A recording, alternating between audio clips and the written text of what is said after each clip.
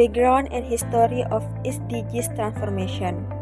First, the Sustainable Development Goals is a United Nations agenda proposed by various countries on September 25, 2015 with the ultimate goal of ending poverty, protecting the planet and ensuring prosperity for all humanity. The SDGs are the successor agenda to the Millennium Development Goals or MDGs that run from 2000 until 2015. The SDGs contain 17 goals with 169 measurable outcomes. The 70 goals are expected to be achieved by 2030. Recent data or statistics on SDGs. Number 1. Globally, the achievement of the Sustainable Development Goals is still showing unsatisfactory results. According to the latest data, worldwide achievement of the SDGs has only reached about 17% of the total target set for 2030. Second, poverty and hunger. 23 million people are in extreme poverty and more than 1,000 million people are hungry compared to 2019. Number 3, gender equality. The global economy loses an estimated $10 trillion per year due to underinvestment in women and gender equality.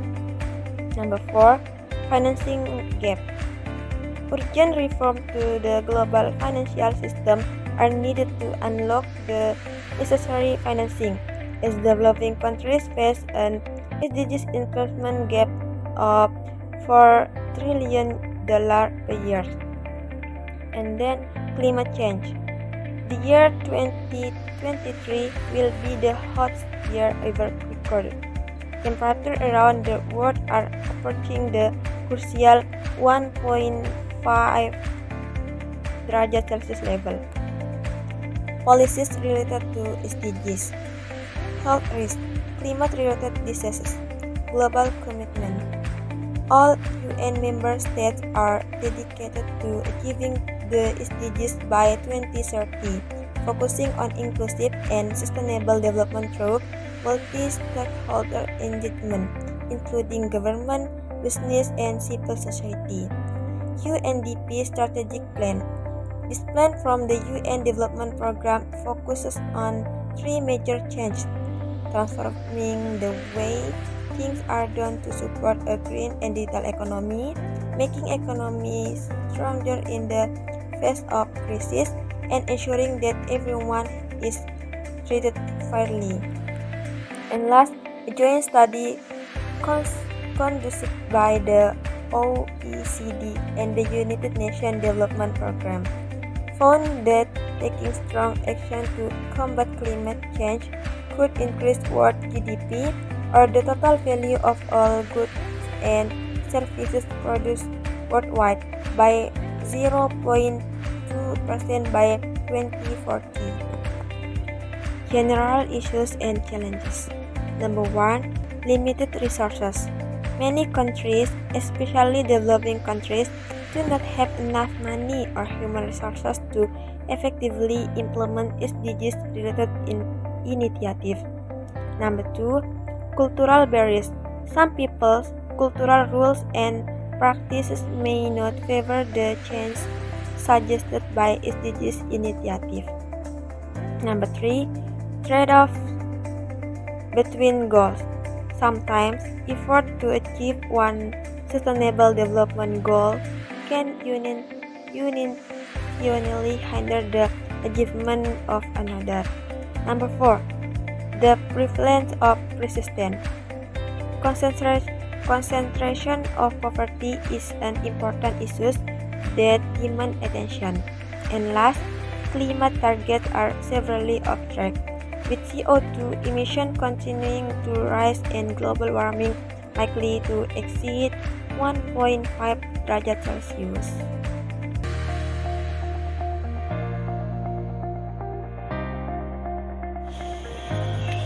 What is SDG13 climate action? SDG13 is one of the 17 SDG that are already set by United Nations. This SDG focuses on urgent action to combat climate change and its impact. Climate change in Malaysia and Indonesia. First, there is rising sea levels that are already affecting the coastal cities such as Jakarta and Penang. Second, there's frequent floods and extreme weather events that are already leading to loss of life and infrastructure damage. Third, there is deforestation and land use changes exacerbating carbon emission.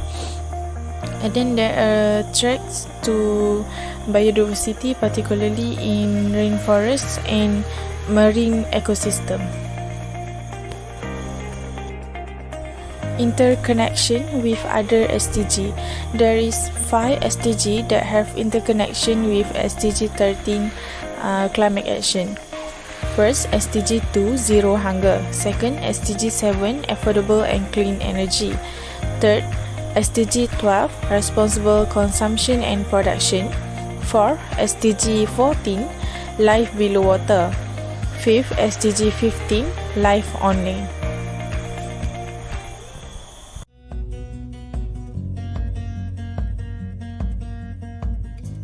Importance of the issue. First, limited resources.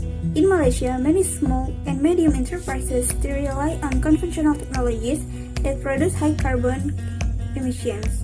In Indonesia, lack of green infrastructure and environmentally friendly technologies slow the transition to a low carbon economy. Cultural barriers. In Malaysia, some traditional practice in the agriculture and fisheries sector can lead to environmental degradation if not managed properly. In Indonesia, cultural practices such as burning land for agriculture in Sumatra and Kalimantan contribute to high carbon emissions. Social and economic inequalities make some communities less concerned about climate change because they are more focused on their basic needs. Conflict between SDGs goals. First, Malaysia. Infrastructure development and economic expansion often lead to deforestation and biodiversity loss. Second, Indonesia. Increasing agricultural production to address food security can increase greenhouse gas emission from the livestock sector and fertilizer use. Poverty and vulnerable to climate change. First, Malaysia. Low-income communities living in coastal areas are more vulnerable to the impacts of sea level rise. In Indonesia, low-income communities living in coastal areas and dense urban areas are more vulnerable to the impacts of disasters due to climate change. Unmet climate targets. Malaysia.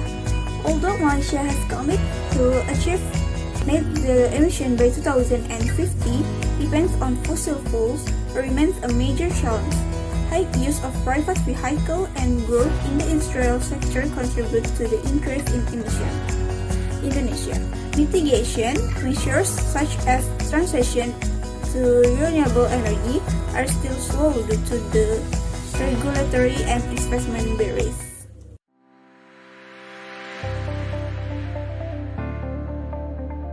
Hi, my name is Nuri Adila and my matric number is 3040 and 48. So today I want to talk about weaknesses of climate change in comparison emission reduction targets between Indonesia and Malaysia. In Indonesia, they relies heavily on international support to meet targets, and high deforestation rates make emission cuts difficult. Different from Malaysia, they target based on carbon intensity, not absolute emissions, allowing emissions to rise with economic growth. Next, comparison about carbon pricing, which is carbon tax or ETS. In Indonesia, they carbon tax implementation delay and no strong enforcement mechanism for compliance. Different in Malaysia, they still in discussion phase, no concrete carbon tax in place, and risk of industry lobbying against strict pricing. Third comparison is about fossil fuel subsidies. In Indonesia, there is significant subsidy for coal and fuel slowing renewable transition and struggle to balance economic growth with emission cuts. Different in Malaysia, there gradual subsidy reduction but still present and political resistance due to energy affordability concerns. Number 4, comparison is about deforestation and land use. In Indonesia, there are weak enforcement of forest protection laws and palm oil exploitation still a major issue. In Malaysia, there are stricter reforestation policies but illegal deforestation persists and palm oil industry faces sustainability concerns. Last but not least, comparison weaknesses is about green investment and finance. In Indonesia, issue green bonds but private sector participation remains low, but in Malaysia lacks incentive to attract large-scale green investment. That's all.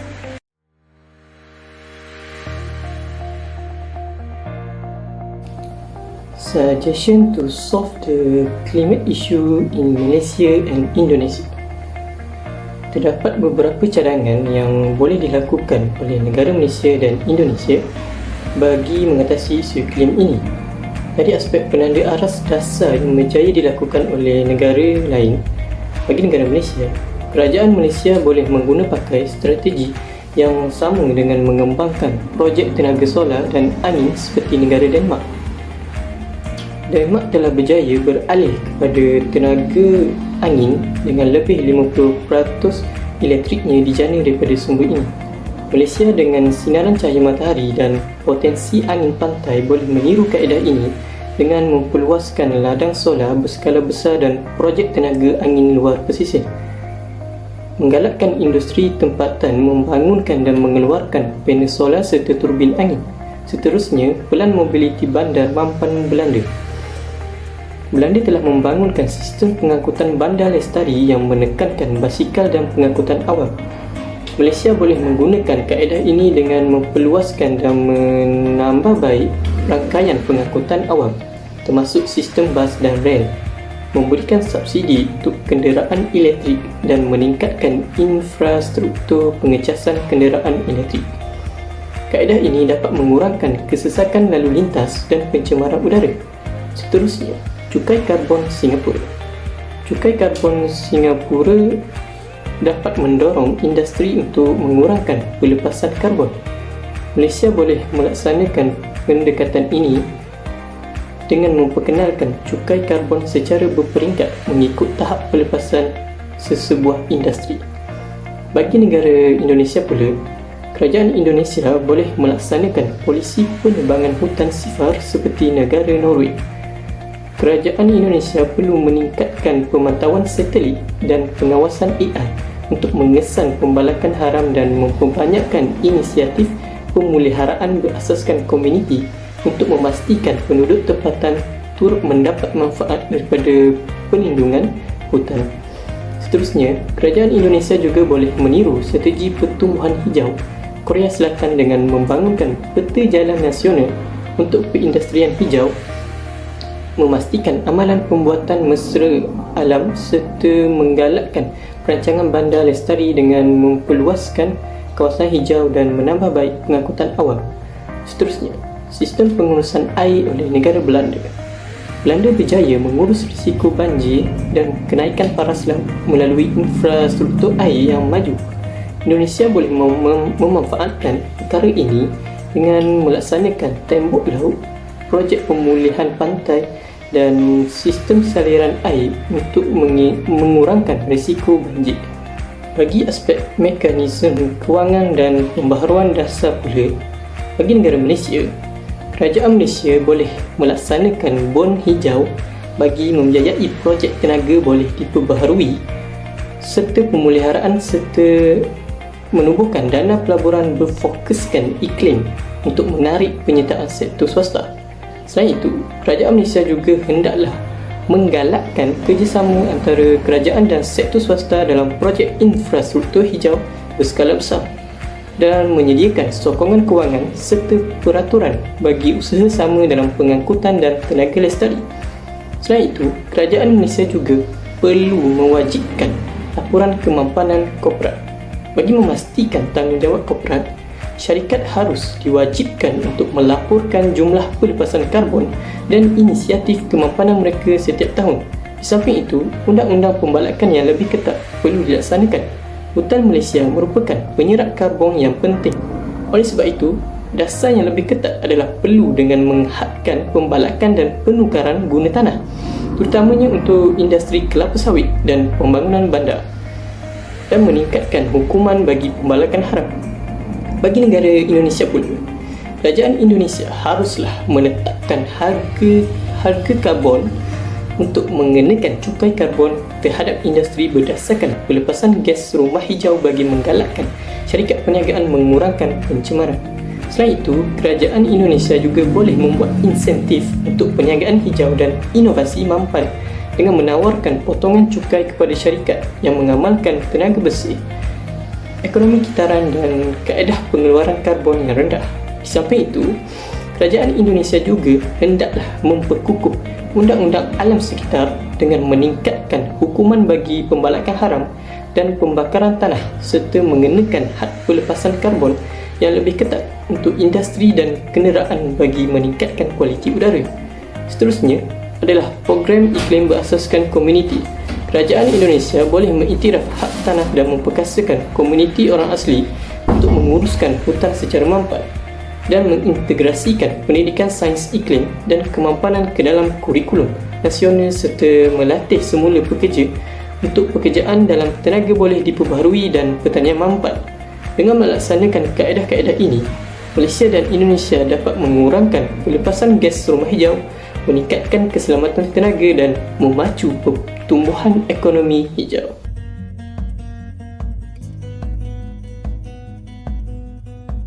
Malaysia at a critical crossroads. Climate change poses a major challenge to national development. Ambitious targets and policies are in place, but key challenges remain in implementation, financing, and balancing economic growth with environmental priorities. Urban climate vulnerability. Malaysia's cities are highly exposed to climate risks like floods, rising temperatures, and sea level risks. Economic sectors at risk include agriculture, manufacturing, and tourism. Stronger climate resilience is essential for long-term sustainability. Government initiative, policies and strategies. National policy on climate change. Framework for mitigation and adaptation. 12 Malaysia Plan. Transition to a low-carbon economy. Net zero carbon emissions target. Commitment under the Paris Agreement. Plans and initiative. National Energy Transition Roadmap promotes renewable energy adoption. Green tax incentive encourage investment in environmentally friendly government initiative, policies and strategies. National policy on climate change. Framework for mitigation and adaptation. 12 Malaysia Plan. Transition to a low carbon economy. Next, net zero carbon emissions target. Commitment under the Paris Agreement. Challenge and solution.